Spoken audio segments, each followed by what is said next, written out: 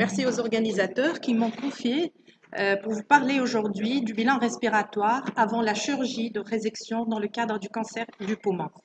Alors vous savez, quand on fait le diagnostic de cancer du poumon, dans les meilleures situations, la chirurgie elle ne concerne qu'à peu près le quart des patients. Alors cette chirurgie, elle peut être à l'origine d'une mortalité qui varie entre 1,6 à 2,3% en cas de lobectomie, et elle peut dépasser les 6% en cas de pneumonictomie. Par ailleurs, elle peut également être à l'origine de complications post-opératoires, surtout d'ordre respiratoire, qui peuvent être sévères dans 13 à 28% des cas, suivies par les complications cardiovasculaires. D'où l'importance donc de ce fameux bilan d'opérabilité afin d'identifier les patients à haut risque de complications. Alors d'abord, quels sont ces facteurs de risque? Ils peuvent être liés d'abord à la tumeur, donc à la localisation et au stade de la tumeur qui va conditionner l'étendue de la chirurgie. Elle-même conditionne le pronostic du patient. Vous voyez ici que la mortalité, aussi bien à 30 jours qu'à 90 jours, elle va en augmentant, en allant de la segmentectomie jusqu'à la pneumonectomie. Et d'une manière générale, elle varie entre 3 et 6%. Alors, ces facteurs de risque sont liés également au terrain, donc à l'âge, le genre, les comorbidités, le PS et l'état nutritionnel. Alors, ces différents facteurs liés au terrain ont été évalués par des scores, surtout les scores utilisés en chirurgie thoracique, notamment le Thoracoscore, mais également ici le National Lung Cancer Audit Score. Et parmi ces facteurs liés au terrain, il y a surtout l'âge, les comorbidités et le PS qui sont les plus corrélés à la survenue de mortalité et de complications post-opératoires. Alors, nous avons dit comorbidité, j'aimerais insister sur la BPCO qui est fréquemment associée au cancer, comme elle a le même facteur de risque. Donc, il faut la chercher systématiquement et la traiter, puisqu'elle fait augmenter le risque de complications post-opératoires jusqu'à 30%. Et particulièrement le phénotype exacerbateur fréquent, qui est un facteur indépendant de complications post-opératoires. Alors, la dénutrition également, elle fait augmenter ces complications post-opératoires et le risque de mortalité, il est de 4,1% en la comparant à un IMC normal. Alors, enfin, ces facteurs de risque sont liés à la durée de la chirurgie, au type d'anesthésie, l'expérience surtout du centre de chirurgie thoracique. Alors, nous allons parler aujourd'hui de l'évaluation respiratoire, mais j'aimerais insister que cette évaluation doit être globale, dans une approche multidisciplinaire, afin de choisir la chirurgie la plus appropriée avec un risque acceptable. Et cette évaluation, elle peut se faire par des scores. Tout à l'heure, je vous ai dit le Thoracoscore, le National Lung Cancer Audit Score. Il y a également le score de l'ERS, mais on reproche à ces scores qu'ils sont performants à l'échelle de cohorte, mais ils ne sont pas assez performants pour évaluer le risque à l'échelle individuelle. Donc, les utiliser à l'échelle individuelle, ce n'est pas vraiment recommandé parce qu'il faut intégrer d'autres paramètres physiologiques dans cette évaluation. Et là vient l'intérêt de cette approche algorithmique. Alors, pourquoi cette approche elle est beaucoup plus performante?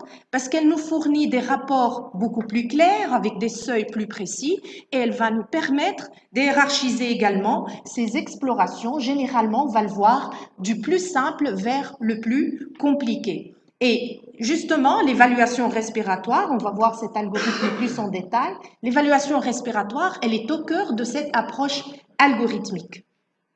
Alors, évaluation respiratoire doit être obligatoirement précédée par une évaluation cardiaque. Ce n'est pas le propos aujourd'hui. Juste, je vous dis un mot. Donc, l'évaluation cardiaque, c'est la clinique, l'électrocardiogramme et le calcul de ce score, donc le fameux Revised Cardiac Risk Index, qui varie de 0 à 5,5. Lorsque tout va bien, on passe directement à l'évaluation respiratoire. Dans le cas contraire, particulièrement lorsque ce score dépasse 2, là, il faut confier le malade à un cardiologue qui lui-même décidera s'il va optimiser uniquement le traitement médical ou en cas de pathologie instable, il peut même décider une revascularisation coronarienne dans les 6 à 8 semaines qui précèdent la chirurgie thoracique. Donc, l'évaluation respiratoire, en fait, elle peut être réalisée à 3 niveaux. Alors, le premier niveau, c'est la spirométrie avec mesure du VMS et la DLCO avec l'estimation des valeurs post-opératoires résiduelles du VMS et de la DLCO. Alors, l'étape 2 et 3, c'est les tests d'effort. Avec, comme au niveau 2, donc les tests d'effort de faible technicité, donc le test de marche de 6 minutes, le test de la navette, le test de montée des escaliers. Et le niveau 3, c'est le test d'effort, le gold standard, le test d'effort, c'est l'épreuve d'effort cardio-respiratoire maximale avec mesure de VO2 max. Alors, commençons par la première étape qui est la spirométrie. Historiquement, c'est le test le plus utilisé, il est bien standardisé, très largement diffusé. Donc, c'est la première étape, comme je viens de dire. Il faut toujours regarder le VMS en post-bronchodilation et en adaptant le pourcentage par rapport à la valeur théorique et non pas en valeur absolue. Et depuis longtemps, on a démontré que le VMS constitue un facteur de risque indépendant de mortalité et de morbidité post-opératoire. Et vous voyez ici sur ce tableau que la mortalité, aussi bien à 30 jours qu'à 90 jours, elle augmente lorsque le VMS diminue. Alors, cependant, il faut savoir que chez les patients BPCO, le cutoff de 60% fixé par la majorité des algorithmes, il perd un peu sa valeur. Pourquoi? Parce qu'on a constaté que chez les patients BPCO, il y avait même une amélioration du VMS après résection pulmonaire. Comment on explique ça? C'est quand on enlève en fait le poumon, le lobe ou le poumon, là où il y a au siège le cancer, on peut enlever avec les zones pathologiques comme de l'emphysème et donc ça, c'est l'équivalent d'une chirurgie de réduction du volume pulmonaire. Donc, il faut faire attention chez les patients BPCO et probablement faire diminuer le seuil de 60% pour sélectionner les malades. Alors, deuxième paramètre à mesurer, c'est la DLCO qui constitue, dont la valeur est meilleure par rapport au VMS en matière de corrélation avec les complications post-opératoires. Par ailleurs, VMS et DLCO ne sont pas corrélés puisque dans le cadre du bilan préopératoire, plus de 40% des patients qui ont un VMS normal ont une DLCO inférieure à 80%. Alors, ce paramètre, il est très bien corrélé à la survenue de complications et de mortalité post-opératoire. Et vous voyez ici que plus la DLCO elle est basse, plus le risque de mortalité est élevé. Et sur la courbe de gauche, vous voyez la courbe en pointillé, c'est les patients qui avaient une DLCO supérieure à 80% avaient une meilleure survie après la chirurgie. Donc, qu'est-ce qu'il faut retenir? La DLCO, c'est un facteur indépendant de longue survie après chirurgie de résection, résection pour cancer bronchopulmonaire. Sa valeur prédictive pour les complications post-opératoires, elle est plus forte que celle du VMS. Et actuellement, tous les guidelines recommandent la mesure simultanée du VMS et de la DLCO dans le cadre du bilan préopératoire. Par ailleurs, en présence de résultats pathologiques, il faut essayer toujours de comprendre le mécanisme, parce qu'il peut s'agir bien de BPCO, mais également de valeurs pathologiques à cause d'une obstruction endobronchique, d'une faiblesse musculaire ou même d'une atteinte parenchymateuse associée telle qu'une PID ou de l'emphysème. D'où l'intérêt d'estimer les valeurs post-opératoires résiduelles ou les valeurs prédites post-opératoires du VMS et de la DLCO. En fait, le but, c'est d'évaluer la contribution du poumon à réséquer dans l'ensemble de la fonction pulmonaire, donc estimer la fonction pulmonaire résiduelle et donc le risque périopératoire. Et pour ce faire, nous disposons de plusieurs méthodes. Il y a des formules qu'on peut appliquer pour avoir ces valeurs, il y a la scintigraphie, mais de plus en plus, il y a des techniques d'imagerie. Alors, pour les formules, vous les connaissez bien, donc aussi bien pour le VMS et la DLCO prédite post-opératoire. On peut appliquer, en cas de lobectomie, on peut appliquer donc ces formules. Donc, par exemple, pour le VMS, donc la valeur prédite post-opératoire, ce n'est autre que le VMS préopératoire fois 1 moins le rapport entre le nombre de segments non obstrués à réséquer sur le nombre total de segments non obstrués. Donc, l'obstruction, bien sûr, elle est définie, donc elle est mise en évidence soit par la fibroscopie bronchique, soit par le scanner. Alors, quand on envisage, ceci en cas de lobectomie, par contre, quand on envisage une pneumonectomie, là, il est recommandé de faire une scintigraphie, soit de ventilation, soit de perfusion. C'est pas la peine de faire les deux, ça n'apporte aucun intérêt supplémentaire pour pouvoir donc estimer les valeurs prédites post-opératoires avec des formules qui ressemblent aux premières. Alors, je vous ai dit qu'il y a également des techniques d'imagerie qui peuvent nous aider à estimer ces valeurs prédites post-opératoires. Et là, c'est le scanner donc quantitatif qui a en fait démontré sa supériorité par rapport aux méthodes habituelles, donc par rapport aux formules et par rapport à la scintigraphie. Et regardez ici, on a comparé justement l'apport du scanner quantitatif par rapport aux formules et par rapport à la scintigraphie, en calculant la différence entre la valeur estime du VMS post-opératoire prédite par toutes ces méthodes avec la valeur réelle du VMS mesurée à 3 mois après l'intervention. Vous voyez que le scanner, la différence, elle est minimale avec le scanner, avec un meilleur coefficient de corrélation. Donc, c'est probablement une technique d'avenir. Et également, il y a le PET scanner de ventilation et de perfusion, donc qui a démontré dans certaines études sa supériorité par rapport aux formules conventionnelles pour l'estimation de la ventilation et de la perfusion à l'échelle, surtout à l'échelle régionale, à l'échelle de chaque lobe. Donc ça, c'est des techniques d'avenir et qui sont à l'étude probablement, vont avoir de la place dans les recommandations, les prochaines recommandations. Donc là, c'était la première étape. Qu'est-ce qu'il faut retenir? Il faut mesurer obligatoirement le VMS et la DLCO et d'estimer d'emblée les valeurs post-opératoires prédites, soit en appliquant les formules quand il s'agit de lobectomie ou bien à l'aide de la scintigraphie quand on va envisager une pneumonectomie. Alors, l'étape suivante, c'est les tests d'effort. Alors, habituellement, on commence par les tests d'effort de faible technicité, donc qui sont peu coûteux, ils sont simples à réaliser et qui reproduisent en fait les efforts de la vie courante. Alors le problème majeur avec ces tests de faible technicité, c'est qu'ils manquent de standardisation. Alors ces tests, c'est quoi? C'est le test de marche de 6 minutes, le test de la navette et le test de montée des escaliers. Alors commençons par le premier, test de marche de 6 minutes. Est-ce qu'il garde encore une valeur dans le cadre de ce bilan préopératoire? Alors là, il y a plusieurs papiers, je vous en montre une. Et donc, toutes ces études ont montré en fait qu'il y avait une corrélation entre la désaturation à l'effort, donc après ce test, notamment après un seuil de 4%. Cependant, il n'y a aucune corrélation entre la distance parcourue lors du test de marche de 6 minutes et la survenue de complications et de mortalité post-opératoire. Alors, pour toutes ces raisons, toutes les sociétés savantes, particulièrement l'ERS, la Société européenne de chirurgie thoracique et la CCP, ne recommandent plus l'utilisation de ce test de marche de 6 minutes dans le cadre du bilan préopératoire. Alors, le test de la navette. Alors, le test de la navette, il a été également largement étudié et toutes les études ont démontré qu'il y avait une corrélation entre la distance parcourue donc à chaque niveau d'une minute et la consommation d'oxygène. Et en moyenne, lorsque le patient arrive à faire 25 navettes, donc 250 mètres, c'est équivalent à une VO2 max supérieure à 15 ml par kilogramme par minute.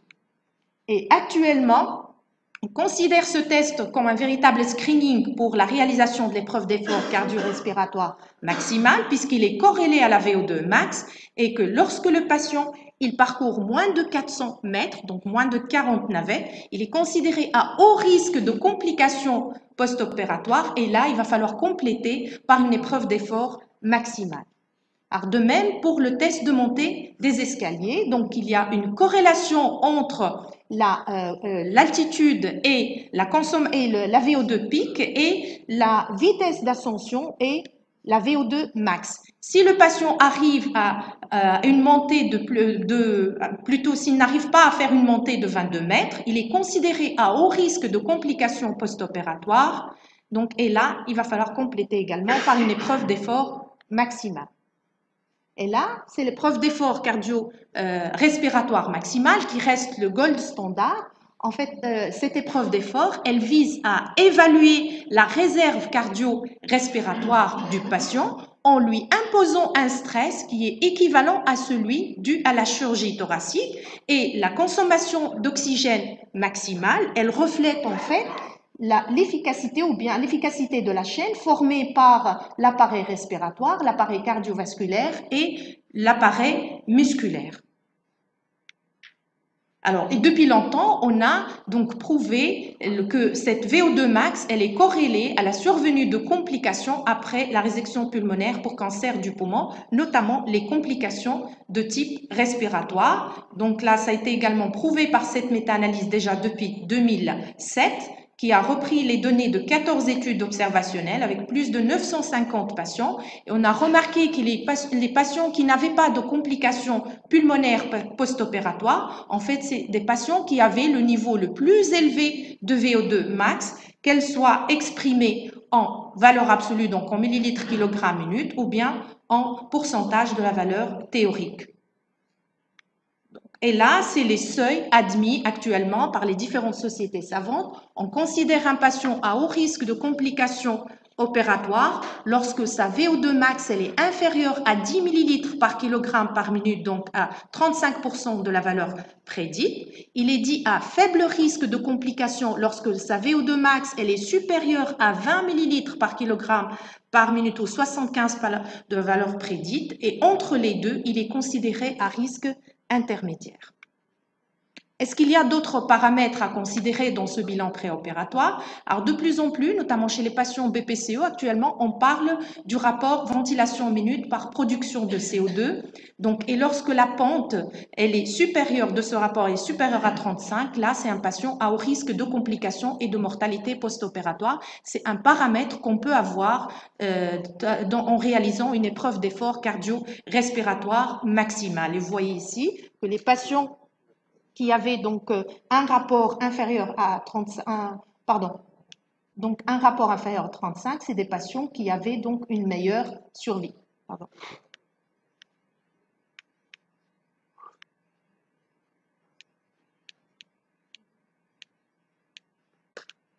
Excusez-moi.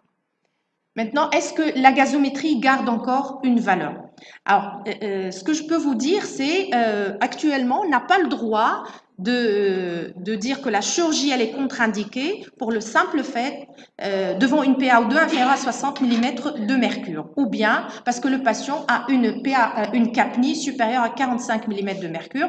Donc là, c'est des paramètres qui ne sont pas corrélés à la survenue de complications post-opératoires. Il y a que l'hypercapnie qui survient à l'effort qui peut être corrélée à la survenue de complications post-opératoires. Il faut surtout considérer la désaturation à l'effort lorsqu'elle dépasse 4%. Alors maintenant, comment allons-nous hiérarchiser toutes ces explorations? Alors sur le plan pratique, réellement, ça dépend du plateau technique disponible parce qu'on n'a pas une épreuve, la possibilité de faire une épreuve d'effort cardio-respiratoire dans tous les centres. Mais au moins, nous disposons de ces guidelines qui peuvent nous aider donc à hiérarchiser toutes ces explorations. Là, donc c'est l'algorithme proposé par la CCP 2013, mais qui est toujours d'actualité. Donc, et vous voyez qu'il faut toujours commencer par l'évaluation cardiaque. Lorsque le patient il est à haut risque sur le plan cardiaque, on passe directement à l'épreuve d'effort cardio-respiratoire maximal. Dans le cas contraire, c'est-à-dire que lorsque le patient il est stable sur le plan cardiaque ou n'a pas de comorbidité cardiaque, là, donc on passe à l'évaluation respiratoire avec spirométrie, donc mesure du VMS et DLCO ensemble, en estimant d'emblée les valeurs post-opératoires résiduelles. Et en fonction de ces valeurs, on va raisonner. Lorsque ces valeurs post-opératoires prédites sont supérieures à 60%, le patient il est à faible risque de complications et la chirurgie elle est autorisée. Alors, lorsque ces valeurs sont l'un des deux, donc là, il faut que les deux soient supérieurs à 60%, et là, il suffit qu'un des paramètres soit inférieur à 30%, et il faut passer directement à l'épreuve d'effort cardio-respiratoire maximal, et en fonction du résultat de la VO2 max, on va classer notre patient à faible risque lorsque la VO2 max elle est supérieure à 20 ml/kg minute, Lorsqu'elle est inférieure à 10, il est à haut risque et la chirurgie n'est pas recommandée. Et entre les deux, il est à risque modéré. Alors maintenant, lorsque l'un des deux paramètres post-opératoires VMS ou DLCO, il est entre 30 et 60%, là, on fait soit le test de la navette, soit le test de montée des escaliers. Et en fonction de la distance parcourue, donc on va soit considérer notre patient à faible risque lorsque donc il dépasse 22 ou 400 mètres respectivement. Sinon, dans le cas contraire, il va falloir compléter par une épreuve d'effort cardio-respiratoire. Alors, l'ERS propose un algorithme un peu différent, donc dans le sens où il faut bien sûr toujours commencer par l'évaluation cardiaque, puis passer à l'évaluation respiratoire, mesurer VMS et DLCO. Si tous les deux sont supérieurs à 80%, la chirurgie est autorisée jusqu'à la pneumonictomie. Donc, si l'un des deux est inférieur à 80%, passer directement à la VO2 max, et si elle est supérieure à 75%, la chirurgie, elle est autorisée. Sinon, inférieure à 35%, là, elle n'est pas recommandée. Entre les deux, là, il faut passer aux valeurs post-opératoires prédites et on refait le raisonnement. Alors, évaluation et n'oubliez pas également la préparation, c'est-à-dire traitement des comorbidités, réentraînement à l'effort, notamment chez les patients BPCO, la préparation nutritionnelle, le sevrage tabagique obligatoire dans les 6 à 8 semaines avant la chirurgie thoracique et la VNI pré- et post-opératoire, notamment chez les patients BPCO, ça aide à diminuer le risque de complications post-opératoires. Alors, en conclusion, l'évaluation préopératoire doit être globale dans une approche multidisciplinaire en évaluant, en traitant les comorbidités. La première étape, c'est toujours l'évaluation cardiaque. Pour l'étape respiratoire, donc première étape, c'est mesure et du VMS et de la DLCO. La deuxième étape, c'est les tests d'effort, mais la VO2 max reste le gold standard puisque c'est le meilleur facteur prédictif de complications post-opératoire. Et lorsque ce bilan ne permet pas vraiment, n'autorise pas la chirurgie, il faut penser soit aux autres alternatives chirurgicales, c'est-à-dire les résections pas très étendues, type segmentectomie ou résection wedge, ou bien les autres alternatives non chirurgicales telles que la radiothérapie stéréotaxique ou chimiothérapie ou immunothérapie. Je vous remercie.